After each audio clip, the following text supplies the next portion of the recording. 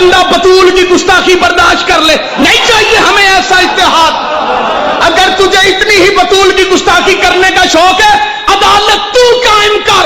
بلا مجھے، تیری قد سے زیادہ کتابوں کا حساب لگا کے ثابت نہ کروں، میرا باپ بھی کوئی نہیں. تو کہتا ہے محمد کی بیٹی سے خطا ہو گئی، عدالت میں بلا، میں تجھے بتاؤں گا 40 سال بت پوجنے والے خطا پہ تھے یا محمد کی بیٹی خطا میں.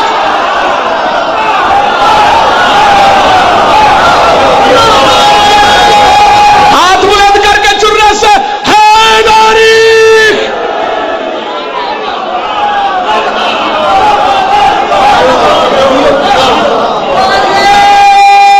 تھکاوا نعرہ نہیں چاہیے بھائی.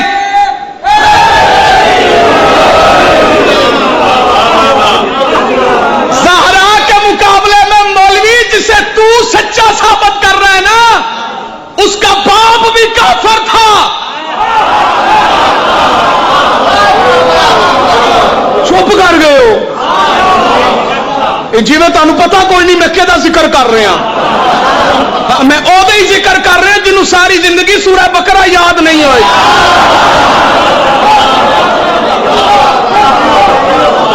جو اسے محمد کی بیٹی کے مقابلے میں ابتدا مولوی تو نے کی ہے، ہم نے نہیں. چھیڑا تو نے حبیب شاہ جی، ہم نے نہیں. ہم نے آج تک مقدمہ فتح پڑھا، ہم نے نام نہیں لیا تیرے پیروں کا. تو نے بطول کو کہا کہ خطا پہ تھی، ہم اب نام لے کے بتائیں گے تیرا کون کون سا پیر زہرا کا مجرم ہے.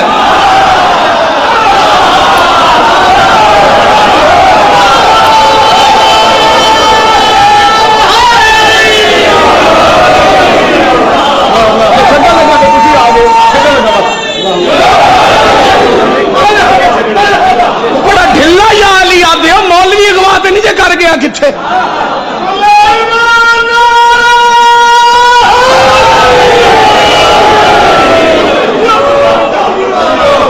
آپ کو میری باتیں پوری تو نہیں لگ رہی؟ جس بندے نے اتحاد امت کا چورن بیچنا ہے، مہربانی کرے اٹھے لنگر کرے گھر جائے. سانو نہیں چاہیے ہو جائے اتحاد. ایک آدھا اتحاد ہے کہ جناب حضرت ابو طالب کی شان جی کو سلوات پڑے اونچی آواز کے ساتھ. بھائی یہ کون سا اتحاد ہے بھائی؟ یہ جو مکسر اتحاد اتحاد اتحاد کی باتیں کرتے ہیں. ورنہ بعد میں نہ کہنا کہ صحابہ کی توہین ہو گئی، کیونکہ ہم پھر بتائیں گے کہ وہ بندے حرامی تھے جنہوں نے لباس صحابہ کا پہنا تھا.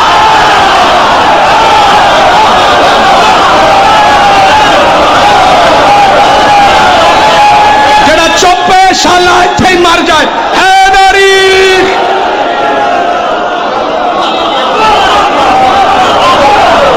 کلپ پورا بنانا، چند شاہ جی کلپ پورا بنانا. اگر کوئی ڈاکو پولیس کی وردی پہن کر گاڑیاں لوٹے تو وہ پولیس والا نہیں ہوتا، وہ ڈاکو ہوتا ہے. اگر کوئی عرب کا کنجر صحابہ کی وردی پہن کے بطول کا حق کھائے وہ کنجر. ہم حکومت پاکستان سے گزارش کرتے ہیں کہ اشرف جلالی جس نے پاک سیدہ کی گستاخی کی،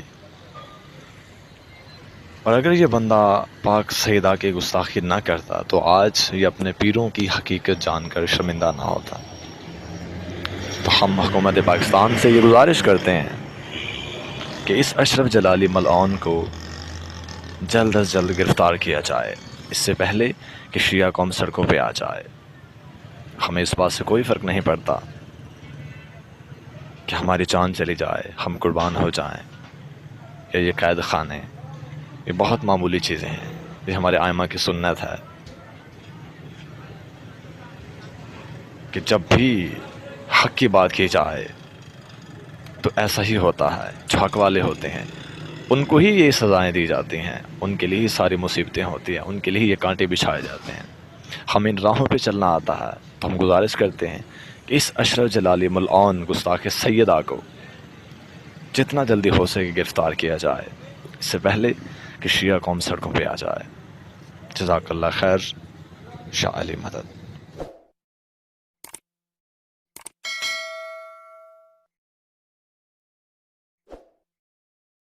لوگ ایسے بھی یہ کائنات میں موجود ہیں جو صدیق اکبر رضی اللہ تعالیٰ عنہ کی صحابیت کے انکار کرتے ہیں اور ان کو مسلمان تک نہیں سمجھتے.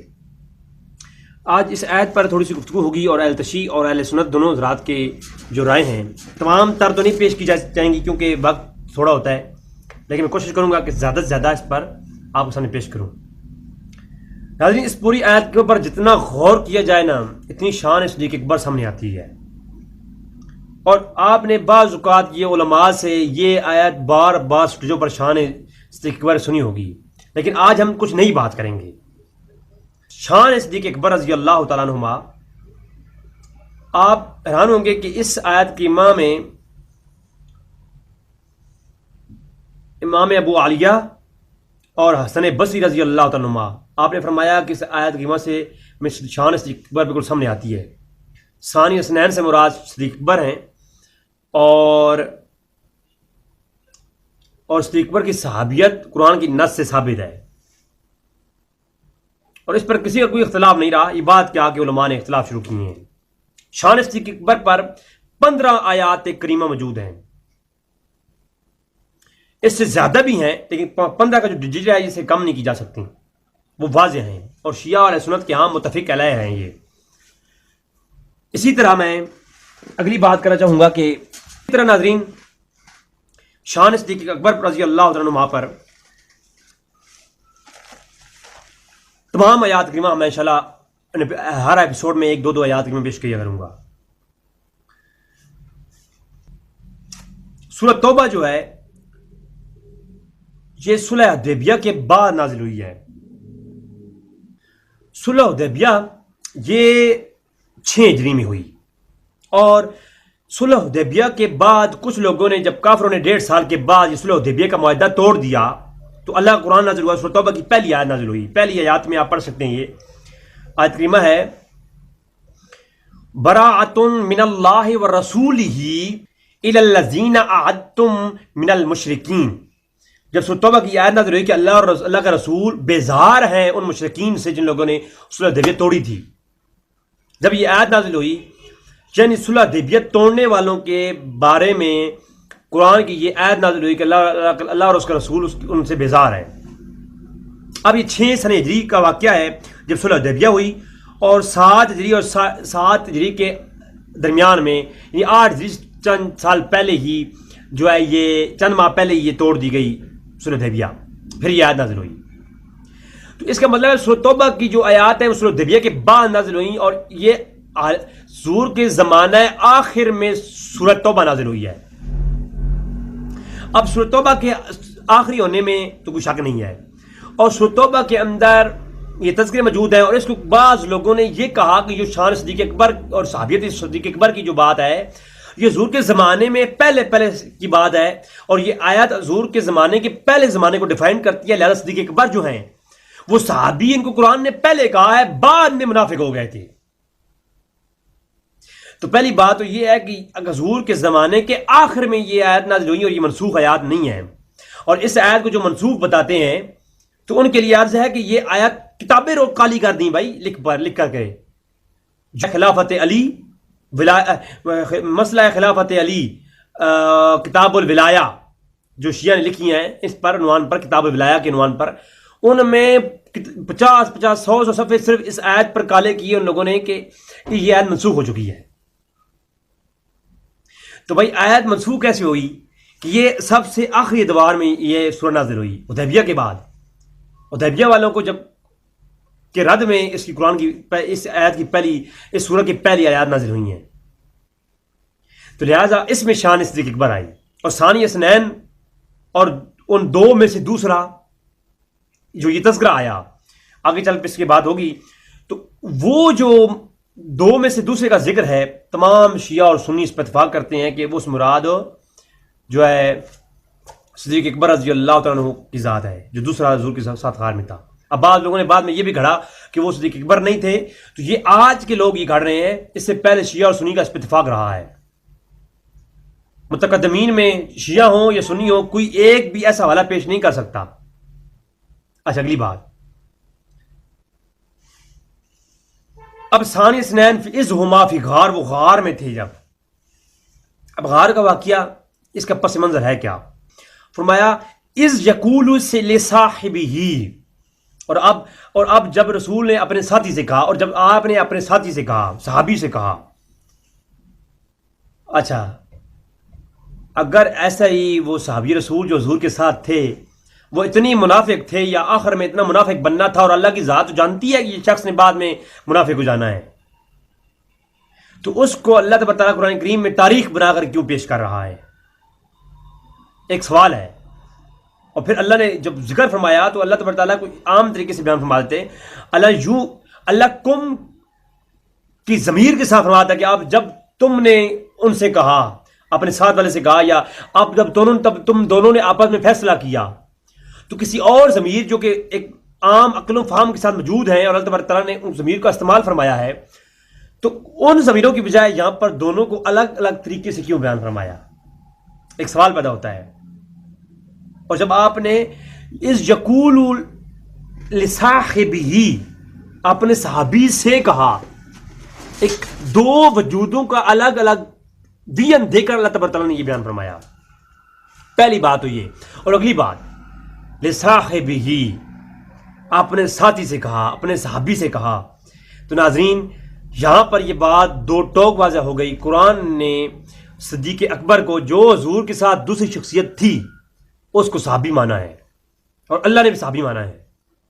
آگے چل کے فیصلہ ہوگا کہ وہ شخصیت تھی کون.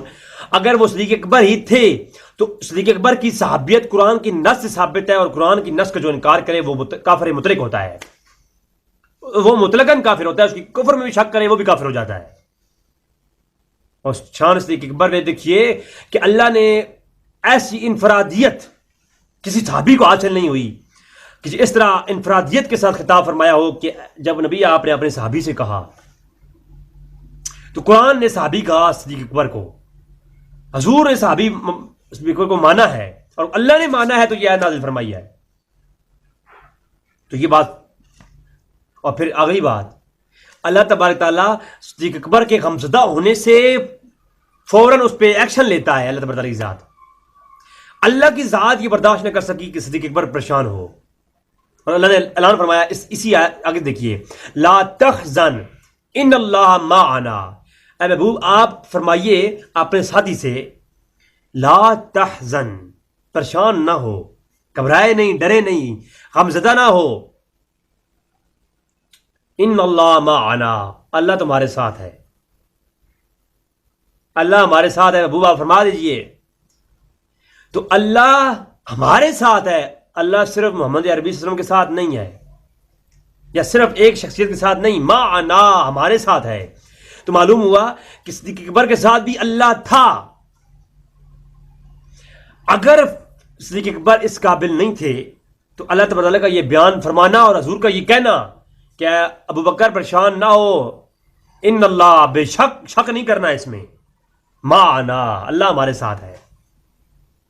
تو اللہ ساتھ تھا نبی کے بھی اور صحابی رسول کے بھی. تو اللہ نے رسول کے اس صحابی کو اس مقام پہ سمجھا کہ وہ پریشان ہیں، ان کو تسلی دیجیے کہ وہ پریشان نہ ہوں، تب یہ بیان فرمایا. ایسے نہیں ممکن کہ ایک شخص جو صحابیت کے درجے پر فیض نہ ہو، اور اللہ تبارک تعالیٰ محبوب کو فرمایا، محبوب آپ نے فرمایا پریشان نہ ہو. مجھے کائنات قرآن کے اندر کوئی ایک ایسی دلیل پیش کریں کہ اللہ کے رسول کو اللہ نے فرمایا ہو محبوب کافروں کو کہہ دیجئے کہ پریشان نہ ہو، اللہ ان کے ساتھ ہے، منافق کہہ دیجئے پریشان نہ ہو، اللہ ان کے ساتھ ہے. کوئی ایک دلیل دکھا سکتی ہیں آپ؟ نہیں.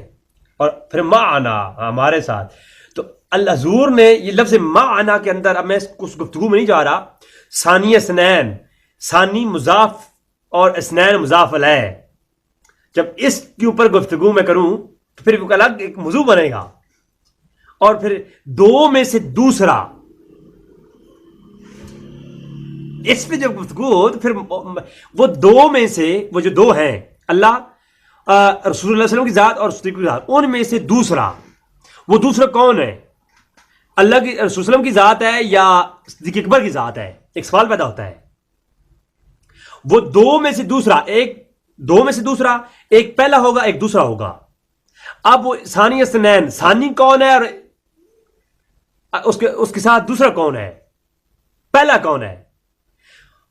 ثانی تو ہو گیا رسول وسلم کی ذات، سب کے ساتھ فاق ہے، ٹھیک ہے. ثانی کون ہے؟ رسول وسلم کی ذات. اور پہلا کون ہے؟ حالانکہ مقام میں رسول وسلم کی ذات پہلے ہے، مرتبے میں حضور کی ذات اول ہے، کلام میں رسول کی ذات اول ہے، ماننے میں رسول کی ذات اول ہے. لیکن قرآن کی اس آیت میں اور رسول وسلم ثانی، اور جو ہے وفا میں، پیار میں، اور ایک جفا میں، ادا میں، صحابیت میں، حضور کے ساتھی ہونے میں مقام اولیت ثانی حسنین کے تھرو اللہ نے دیا ہے صدیق اکبر کو. یہ انفرادیت ہے، ایسا مقام کسی اور صحابی کو نہیں ملا. تو صحابی رسول سیدنا صدیق اکبر رضی اللہ تعالیٰ عنہ کی ذات جو ہے اس کے متعلق کیسی شان ہے. اللہ اکبر. اگلی بات فانزل. اچھا اب یہ بات یہاں پر ختم ہوئی کہ اب ساتھی کہتے ہیں کہ وہ غمزدہ نہ ہو، یعنی اللہ تبارک تعالیٰ صدیق اکبر کو ساتھی بھی مان رہے ہیں، صحابی مان رہے ہیں اللہ کے رسول کا. تو اس میں شک کرنا ہی کفر ہے کہ اللہ کی ذات جس کو صحابی کہہ دے اور اس کی نص قرآن میں آ جائے، اور آخری جو حضور کے زمانے آخر میں سورہ نازل ہوئی سورہ توبہ اس کے اندر یہ آیتیں آ جائیں، تو اس کا انکار کرنا بالکل ایک محال ہے. اور شان صدیق اکبر سبحان اللہ. آگے چل کے جب حدیث کی روشنی میں اور شیعہ کتب کے ولجات کی بات ہوگی اگلی ایپیسوڈ میں، تو پھر اور انشاءاللہ یہ چیز سامنے آئے گی. اگلی بات فانزل اللہ سکینتہ الیہ. اور پھر کیا ہوا کہ پس اللہ نے ان پر اپنی تسکین نازل فرمائی. اپنی تسکین. اللہ وہ کون سی ذات ہے جو سب سے زیادہ تسکین رکھتی ہے، جس کو کوئی غم نہیں ہے، کوئی تسکین، کوئی دکھ درد جس ذات کو ہوتا ہی نہیں ہے، اللہ کی ذات ہے وہ. تو اس سے زیادہ سکون والا تو کوئی شخص ہے ہی نہیں، کچھ ذات ہے ہی نہیں. تو جب جس ذات خود سراپا سکینہ ہے تو اس نے سکینہ اپنا نازل فرمایا. اچھا سکینت ہو، ابھی ہو کی ضمیر پہ بھی مسائل ہیں انشاءاللہ. جب یہ تو آج تمہیدن گفتگو ہے، جب الگ الگ گفتگو ہوگی انشاءاللہ اس میں آ جائے گا. آگے ایک حدیث ہے اس کی روشنی میں جب بات ہوگی تو یہ سکینہ کی بات آ جائے گی. لیکن ہو کا مرجع کوئی بھی کون ہے؟ اب شیعہ کہتے ہیں نہیں، سکینت ہو اللہ نے جو ہے سکینہ نازل فرمایا اپنے رسول پر. پہلی بات یہ ہے کہ غمزدہ کون تھا؟ اللہ یا اللہ کے رسول یا صدیق اکبر؟ صدیق اکبر تھے. کیوں تھے؟ آگے چل کی گفتگو آئے گی کہ وہ اس لیے سراقہ جو ہے وہ ایک شخص جو کہ حضور کا پیچھا کر رہا تھا، غار ثور تک آنے کا اس نے آ گیا تھا، تو اس وقت صدیق اکبر پریشان تھے کہ اللہ کے رسول کوئی پریشانی نہ ہو. اپنی ذات کے لیے اپنی جان کا خوف نہیں تھا. یہ تخزن کا جو لفظ استعمال ہوا یہ خوف صدیق اکبر کو حضور کی ذات کا تھا کہ ان کو کوئی نقصان نہ ہو. جس شخص کو اپنی ذات کا خوف ہو وہ غار میں پہلے داخل ہوگا یا بعد میں؟ پہلے یہ ہوتا کہ اگر صدیق اکبر اتنے منافق تھے تو پہلے جو ہے کہتے ہیں کہ یا رسول اللہ آپ غار میں جائیں میں آتا ہوں. بلکہ امام ابو نعیم نے 430 ہجری سے وفات ہے، آپ نے دلائل النبوہ حیرت الاولیاء میں نقل کیا کہ صدیق اکبر کہتے ہیں یا رسول اللہ آپ ٹھہریے، میں غار میں پہلے جاؤں گا، جا کر کے دیکھتا ہوں کوئی موذی جانور نہ ہوں، سانپ نہ بچھو نہ ہوں، ان کو غار کو صاف کرتا ہوں، پھر آپ تشریف فرما ہوں. اور پھر گئے، پھر سارے سوراخ بند کیے تو ایک سوراخ بچ گیا، اس کے اندر آپ نے اپنی ایڑی رکھی اور حضور کو اپنی جو ہے وہ گود میں جو ہے آرام فرمانے کے لیے تشریف فرما کیا. اب جب سانپ آیا تو اگر صدیق اکبر کو اپنا خوف ہوتا تو ایڑی ہٹا لیتے اور کہتے یا رسول اللہ باہر نکلی، یہاں پر سانپ ہے. نہیں، حضور کا سکون خراب نہ ہو، آپ تشریف فرما ہیں، تشریف فرما رہے ہیں اور اپنی ایڑی رکھ لی کہ اپنے کو تکلیف ہوتی رہے. لہذا یہ تخزن جو قرآن نے کہا یہ خوف زدہ، یہ صدیق اکبر اپنی جان کے لیے خوف زدہ نہیں تھے. اس پر ہزاروں دلائل شیعہ کی کتب میں موجود ہے اور عقل بھی یہی کہتی ہے. اور وہ روایات کو، اس واقعی کو جو شیعہ حضرات نے لکھا اس کو پڑھ کے یہی معلوم ہوتا ہے کہ صدیق اکبر حضور کو جو ہے حضور کی جان کی وجہ سے اور حضور کی حفاظت کے لیے خوف زدہ تھے کہ ان کو کوئی نقصان نہ ہو کافروں سے. تو فرمایا فانزل اللہ سکینتہ، اور جب سکینہ اس کی طرف نازل ہوا وہ کون ہے؟ تو حضور کی ذات خوفزدہ تو ہے نہیں، تو ان کو سکینہ کیوں نازل ہوتا؟ سمجھ آ رہی ہے؟ تو جو خوف زدہ ہے وہ کون ہے؟ حضور نے فرمایا کہ لا تحزن ان اللہ معنا، اے ابو بکر تو خوف زدہ نہ ہو، قرآن ہے، اے ابو بکر تو خوف زدہ نہ ہو، اللہ ہمارے ساتھ ہے۔ تو خوف زدہ کون ہے؟ اس آیت کا پچھلے حصے میں معلوم ہوا کہ صدیق اکبر جو خوف زدہ تھے وہ رسول صلی اللہ علیہ وسلم کے لیے صدیق اکبر خوف زدہ تھے، تو یہ سکینہ جو نازل ہوا، سکون نازل ہوا، یہ صدیق اکبر کے لیے نازل ہوا۔ تو لہٰذا اللہ تبارک تعالیٰ جس کے لیے سکون نازل فرمائے، ہم کون ہوتے ہیں اس کی صحابیت میں بھی جو ہے فکر کریں، شک کریں۔ اللہ کیا منافق کے لیے سکون نازل کر سکتا ہے؟ کیا اللہ ایک کافر کے لیے سکون نازل کر سکتا ہے؟ نہیں، ہرگز نہیں۔ اور کیا رسول اللہ اسے دلاسا دے سکتے ہیں کہ جو شخص منافق ہو اور صحابیت کے درجے تک نہ پہنچتا ہو، کافر ہو، اور ان کے دلوں میں کفر چھپا ہوا ہو، کیا رسول اللہ سے کہہ سکتے ہیں کہ ولا تحزن، اے میرے صدیق تو فکر نہ کر، تو غمزدہ نہ ہو؟ کیا اللہ کا رسول جسے دلاسا دے وہ اس قدر ہے کہ اس کے نزدیک کفر آئے؟ اور جس کے لیے تو یہ بات سمجھ آنی چاہیے آپ لوگوں کو کہ صدیق اکبر رضی اللہ تعالیٰ عنہ کی جو شان ہے اس کو قرآن کریم نے کس طرح بیان کیا ہے۔ اللہ اکبر۔ پھر سکینہ نازل ہوا اور اللہ فرماتا ہے ہم نے کیا کیا؟ وَأَيَّدَهُ بِجُنُودٍ لَمْ،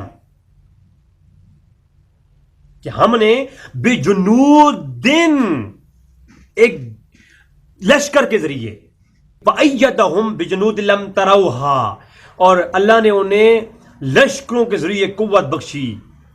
تم دیکھ رہے ہو نا، تم دیکھ سکے ہو؟ تروہا، تم نے دیکھا کہ اللہ نے انہیں لشکروں کے ذریعے قوت بخشی ہے۔ وہ کون سی قوت تھی لشکروں کے ذریعے جو بخشی؟ فرشتوں کے ذریعے۔ اور اللہ کیا منافقوں کو، اگر اس سے مراد صدیق اکبر جو ہے وہ منافق ہیں، تو یہاں صدیق اکبر ہے حضور کے ساتھ، اور یہ آیت صدیق اکبر کے لیے نازل ہو رہی ہے، اور صدیق اکبر کو کہا جا رہا ہے کہ اللہ فرماتا ہے ہم نے صدیق اکبر کو اور اللہ کے رسول کو لشکروں کے ذریعے قوت بخشی۔ پھر بات سمجھ آ رہی ہے آپ کو؟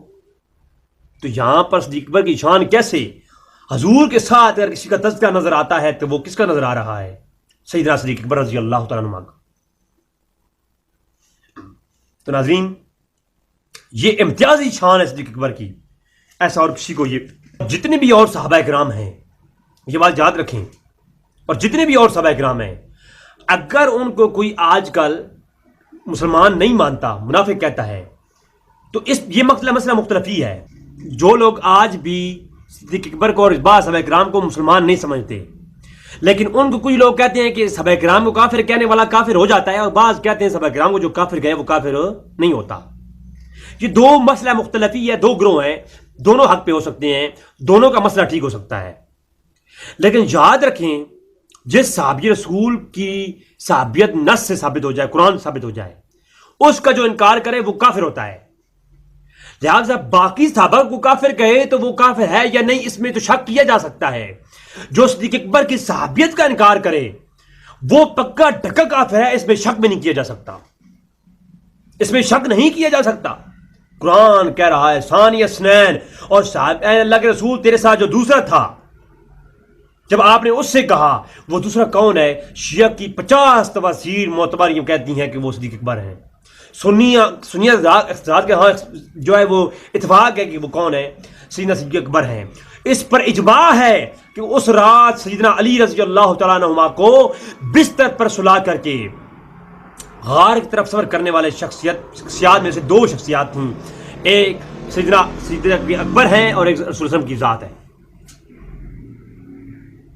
تو اگر سیدنا صدیق اکبر اس رات 3 راتیں حضور کے ساتھ غار میں رہے ہیں تو قرآن کی یہ آیت ان کے لیے نازل ہوئی، اور قرآن کی آیت یہ بتا رہی ہے کہ شان صدیق اکبر کیا ہے، اور یہ بتا رہی ہے کہ رافضیت کا صاف صاف رد کر رہی ہے۔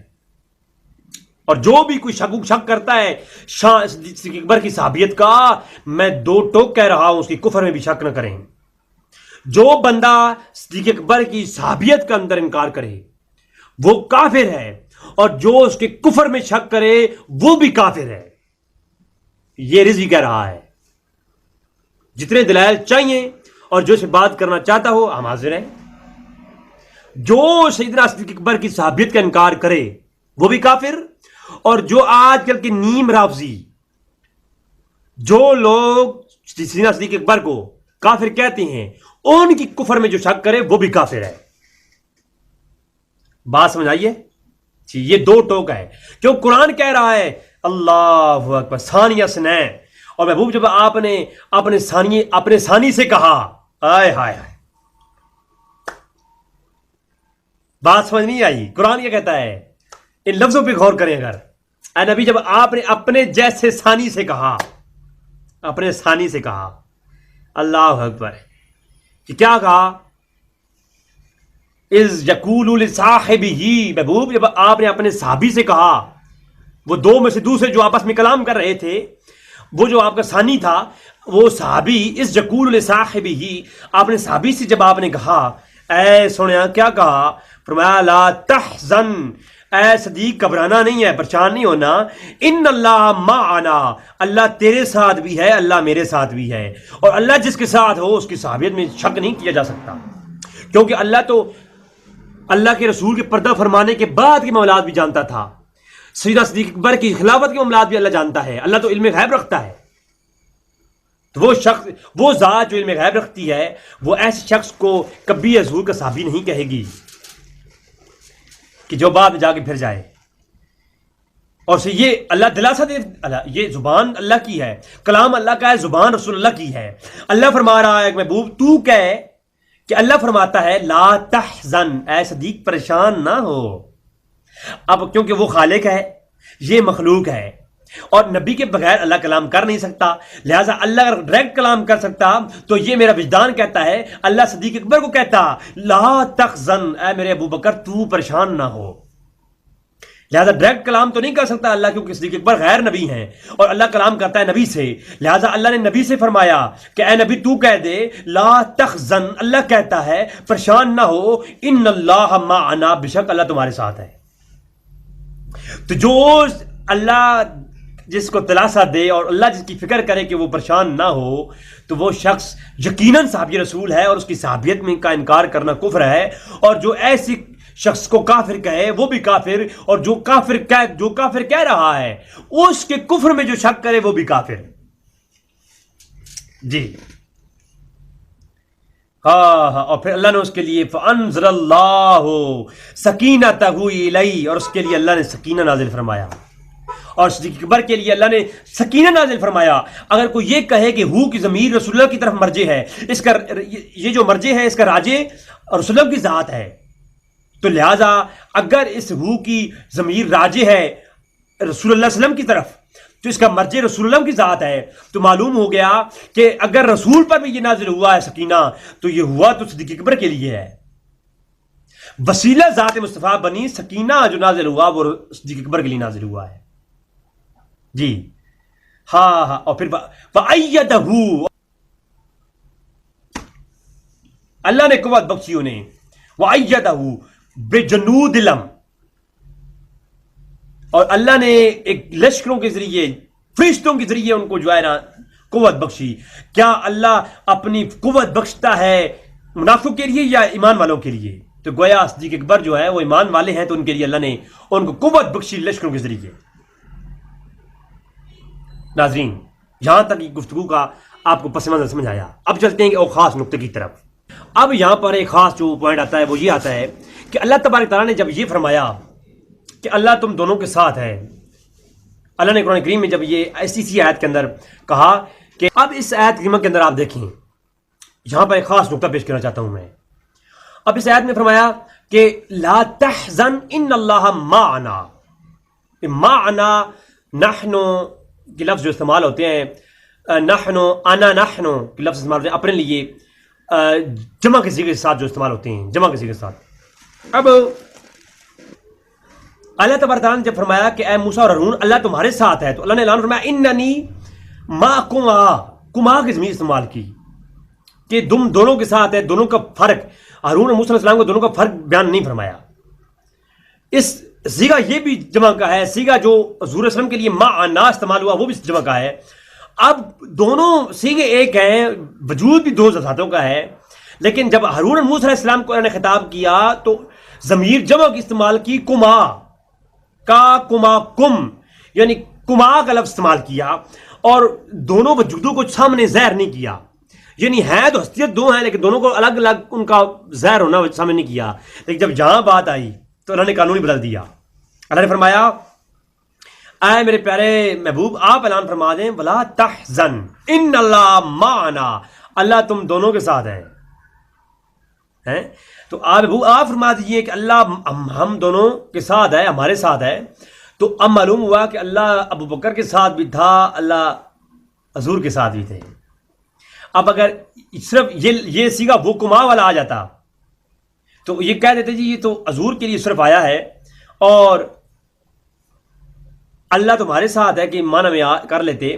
تو اب اس سے مراد یہ ہے کہ اب ابو بکر صدیق کو الگ الگ اللہ نے ڈیفائن کر دیا کہ اللہ فرماتا ہے میں ابو بکر کے ساتھ بھی ہوں، میں اللہ اپنے نبی محبوب کے ساتھ بھی ہوں. تو یہ ایک خاص نقطہ یہاں پر بھی یہ بھی آ گیا. اب یہاں پر کوئی یہ نہ کہے شیعہ حضرات میں سے کہ یار یہ تو سنیوں کی گھڑی ہوئی باتیں ہیں. چلو آؤ چلتے ہیں تھوڑا شیعوں کی طرف بھی. سب سے پہلے شیخ ابو الفتوح رازی جو کہ بہت بڑا شیخ گزرا 6 صدی ہجری میں، یہ بہت بڑا عالم گزرا شیعہ کا. آج کل کی شیعہ کے تو خیر نہ کرے بات، میں پرانے علماء شیعہ کو مانتا ہوں. پرانے علماء شیعہ میں نے بہت ساری چیزیں حق بیان کی ہیں. تو ایک ناول مفسر گزرے انہوں نے روح الجنان کے نام سے ایک معتبر تفسیر لکھی. میں کوشش کروں گا کہ حوالہ جات بھی پیش کر دوں. اصل میں ویڈیو ایڈیٹنگ کرتے ہوئے وقت یہ ہوتا ہے اور وقت میرے پاس ہوتا نہیں ہے. ہر حوالہ جات کو کاپی کر کے اوپر لگانا، اس کے لیے میں ایک ویڈیو کو 3 دن پہ تک بھی لگا رہتا ہوں. تو کوشش کروں گا کہ میں کم سے کم دلائل دے رہا ہوں، اگر دلائل نہ ہوں تو آپ جو ہے پھر میں مجرم ہوں. کوشش کروں گا لگا دوں. زیادہ ویڈیو پر لگا دیتا ہوتا ہوں، کم ویڈیو ہیں جن کے اوپر لگاتا نہیں ہوں اسکین. تو جناب علامہ ابو الرازی کہتے ہیں، شیخ ابو الرازی شیخ یہاں بہت بڑے علامہ گزرے، روح الجنان کے اندر اسی آیت سورۃ توبہ کی آیت کی تفسیر میں جتنی حوالہ جات دینے لگا ہوں نا، شیعہ حضرات اپنے مفسرین کی تفسیریں اٹھائیے اور اس قرآن کی اس آیت سورۃ توبہ کی تفسیر پڑھ لیجئے، بات ختم ہو جائے گی.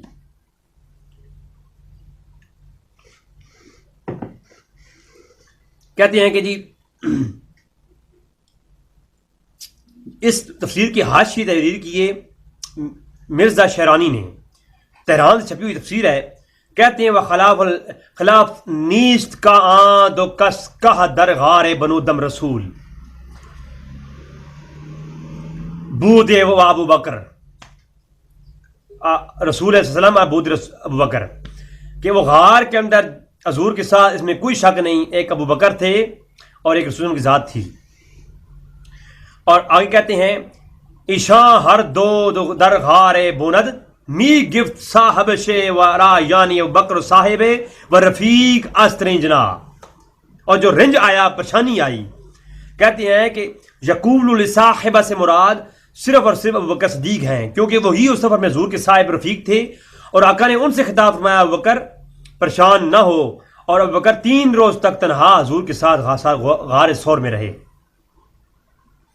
اور یہی علامہ شیخ ابو الفتوح رازی کہتے ہیں اسی تفسیر کے صفحہ 32 پہ کہ امام محمد بن سیرین کے حوالے سے کہ سیدنا فاروق اعظم کے زمانے میں کچھ لوگوں نے باتیں کرنا شروع کر دیں کہ جو ہے ابو بکر سے فاروق اعظم افضل ہیں. تو اس پر ابو بکر کو جلال آیا اور آپ نے فرمایا خبردار، اگر تم مجھے ابو بکر سے فضیلت دینا چاہتے ہو تو واللہ این آ یک شب از ابو بکر کا شب در غار ابو قدر بود قد او در صحبت رسول اللہ و بود بہتر بوزار ہما عمر و عمر.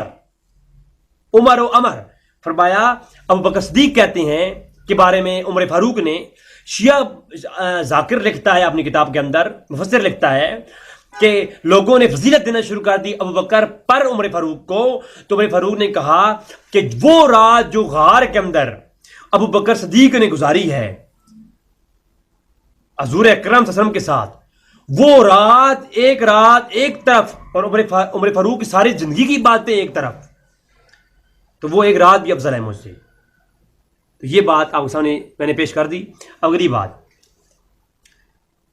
تو خدا کی قسم ابوبکر نے جو مصطفیٰ کریم کے ساتھ خلوت غار میں جو رات گزاری ہے وہ فاروق اعظم کی ساری زندگی سے بہتر ہے. یہ لفظ ہیں. یہ جو علامہ راضی ہیں شیعوں کے، یہ علامہ ہمارے علماء جو سنی ہیں، علامہ بغوی جیسے، علامہ زمخشری جیسے جو ہے مفسرین کے ہم اثر امام گزرے ہیں. یہ جن کی بہت مشہور یہ کتاب ہے جو تفسیر روح الجنان کے نام سے مشہور ہے. اچھا، اگلی بات، التشیع کے دوسرے عالم میزان فی تفسیر القرآن سید محمد، التشیع کے دوسرے عالم حضرت علامہ سید محمد حسین طباطبائی، کتاب میزان فی تفسیر القرآن، اس کے اندر لکھتے ہیں اسی آیت کے تحت والمراد بصحبہ ہوا ابو بکر قطعی، کہ قطعاً یہ بات ثابت ہے حضور کے ساتھ جو دوسرا شخص جس صحابی کو خطاب ہوا ہے قرآن کریم نے کیا ہے، اس سے مراد ابو بکر صدیق رضی اللہ تعالیٰ عنہ ہیں. اب یہ بات سامنے ہو گئی، ابو بکر صدیق رضی اللہ تعالیٰ عنہ میں صحابیت شیعہ کے ہاں بھی ثابت ہے، قرآن ثابت ہے. اور تیسرے شخص سید ہاشم حسینی برہانی، برہان فی تفسیر القرآن کے اندر ایران سے قم سے چھپی ہے، ایران سے، وہ بھی یہ کہتے ہیں، امام محمد بن باقر کا قول نقل کرتے ہیں اس آیت کے تحت، کہتے ہیں کہ سیدنا صدیق اکبر کے دل میں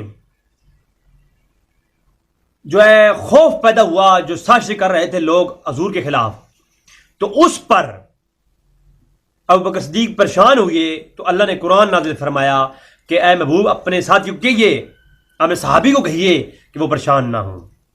سیدنا صدیق اکبر پریشان ہو گئے تو قرآن کی یہ آیت نازل ہوئی کہ سکینہ جو ہے نازل کیا گیا صدیق اکبر کے لیے. یہ علامہ برہانی کے اندر علامہ برہانی نے لکھ دیا ہے. اور اسی کے اندر اسی آیت کے اندر لکھا، سیدنا مولا علی کرم اللہ وجہ کریم سے کسی نے پوچھا تو اس وقت آپ کہاں تھے جب سیدنا صدیق اکبر غار میں حضور کے ساتھ تھے؟ تو علی فرماتے ہیں کہ یہ آیت نازل جب ہوئی ابو بکر کے لیے کہ اپنے ساتھی کو تسلی دیجئے یا رسول اللہ، کہ اے حضور، اے نبی، آپ اپنے ساتھی کو تسلی دیجئے، اپنے صحابی کو، کہ وہ پریشان نہ ہو. اس وقت علی فرماتی ہیں میں حضور کے بستر پر سو کر کے حضور کے لیے اپنی جان کا نذرانہ شہید ہونے کے لیے بےتاب تھا کہ حضور کو کافر حضور سمجھ کر کے مجھے شہید کر دیں. اور اس وقت ابو بکر صدیق سانپ کے سامنے اپنا پاؤں رکھ کر کے وہاں حضور سے وفا کر رہے تھے. فرمایا ابو بکر غار کے اندر حضور کی حفاظت فرما رہے تھے اور میں حضور کے لیے جان دینے کے لیے ان کے بستر پر سویا ہوا تھا. یہ شان بیان فرمائی حضرت علی نے ابو بکر صدیق کی. یاد رکھیں، تو اختلاف جو تھا آپ کی خلافت کے متعلق اختلاف ہے کہ مولا علی کرم اللہ وجہ کریم کو پہلے خلیفہ کیوں نہیں بنایا گیا. یہ اختلاف بعد کی بات ہے، اس سے کوئی کفر لازم نہیں آتا کہ صدیق اکبر کو کوئی کافر نہیں کہہ سکتا. اگر وہ خلیفہ پہلے بنے ہیں، زور زبردستی بھی بنے ہیں، تب بھی کفر لازم نہیں آتا. پہلے ایمان تو ثابت ہے نا، ایمان پہ تو ایمان لائیں نا، کہ صدیق اکبر کا ایمان ثابت ہے، اس پر جو کلام کرتے ہیں لوگ کفر کہتے ہیں، وہ تو پہلے کافر وہ ہیں. تو سیدنا صدیق اکبر رضی اللہ تعالیٰ عنہ کے متعلق جو یہ جمع گوئیاں کی جاتی ہیں، اس سے پہلے دوری اختیار کی جائے، پھر بعد کے جو اختلافات ہیں ان پہ گفتگو ہوگی. اور انشاءاللہ جب میں نے یہ سلسلہ شروع کیا ہے تو آگے چل کے جب ان اختلافات پہ بات ہوگی. اب اگلی بات یہ کہ تہران چھپی ہوئی تفسیر کتاب الصافی فی تفسیر القرآن، فیض کاشانی محمد بن مرتضیٰ کی تفسیر ہے. انہوں نے تو صاف لفظوں میں کہہ دیا کہ جو گھبراہٹ ہوئی وہ صدیق اکبر کو ہوئی اور اس پر قرآن نازل ہوا، اور اللہ تبارک تعالیٰ نے فرمایا کہ اے نبی اپنے صحابی سے کہہ دیجئے. ٹھیک ہے، اور لہذا اختلاف ان علماء کو بھی تھا صدیق اکبر سے، لیکن وہ صحابی مانتے تھے. کیا ہے وہ صحابی رسول ہیں. حسین بن محمد حسینی شاہ عبد العظما، ان کی تفسیر ہے تفسیر اسماء اشریہ. ٹھیک ہے، بہت مشہور ہے, پاکستان سے مل جائے گی. 5 عبدالعظما, تو وہ کہتے ہیں کہ 2 نفر بود ند حضرت پیغمبر و ابی بکر, کہتے ہیں تہران سے بھی ہوئی تفسیر ہے, کہتے ہیں شیخ کہ اس سے مراد حضرت ابو بکر صدیق اور حضور کی ذات ہے. اس آیت سے مراد وہ دونوں حضرات جو ہے تھے غار میں, اور ان کے لیے یہ آیت نازل ہوئی ہے. اور اس سے اگلی بات, شیخ ابو الفضل بن حسن تبرسی, علامہ تبرسی کے نام سے کون واقف نہیں, مجمع البیان تہران سے بھی ہوئی تفسیر ہے, کہتے ہیں ثانی اثنین یعنی انہو کانا هو ابو بکر اذ ہما فی الغار لیس معه الثالث, تیسرا کوئی نہیں تھا, ایک حضور کی ذات تھی, ایک ابو بکر تھے. آپ بتائیں. اب اس سے اگلی بات, علامہ شیرازی تفسیر نمونہ میں لکھتے ہیں, جو ایران معروف بھی, وہ کہتے ہیں کہ سوائے ابو بکر کے حضور وسلم کے ساتھ کوئی نہ تھا خانے غار میں, اور حضور کی 3 دن تک اپنی جان سے بڑھ کر کی حفاظت کی ابو بکر نے. یہ تفسیر نمونہ ہے, پاکستان سے مل جائے گی, ٹھیک ہے. اور تفسیر نمونہ میں بہت زیادہ یہ حضور کے صحابی رسول کے متعلق آیت نازل ہوئی کہ میرے ساتھی غم نہ کر, اللہ ہمارے ساتھ ہے. تو ابو بکر کی صحابیت ثابت ہے, اس پر شیعہ حضرات کے ہاں بھی جو ہے اتفاق ہے. علامہ حسین شرازی نے کہا تقریب القرآن الی الاذہان جلد نمبر 4 میں سمجھ طور پہ لکھا, اذا یقول رسول اللہ صحابہ ابی بکر لا تحزن ان اللہ معنا, یہ ابو بکر کے لیے آیت نازل ہوئی ہے کہ لا تحزنوا, اے ابو بکر پریشان نہ ہو, اللہ تمہارے ساتھ ہے. جی ناظرین, یہ تھی, اس پر کافی طویل گفتگو کی جا سکتی ہے کہ حضور اکرم قرآن کریم کی اس آیت سے ثابت ہے کہ ابو بکر صدیق صحابی ہیں, اور اگلی آیات پر انشاءاللہ اگلی نشست میں گفتگو ہوگی. اللہ تبارک و تعالیٰ سے دعا ہے کہ رب العالمین حق جانے کی توفیق عطا فرمائے. وما علینا الا البلاغ المبین.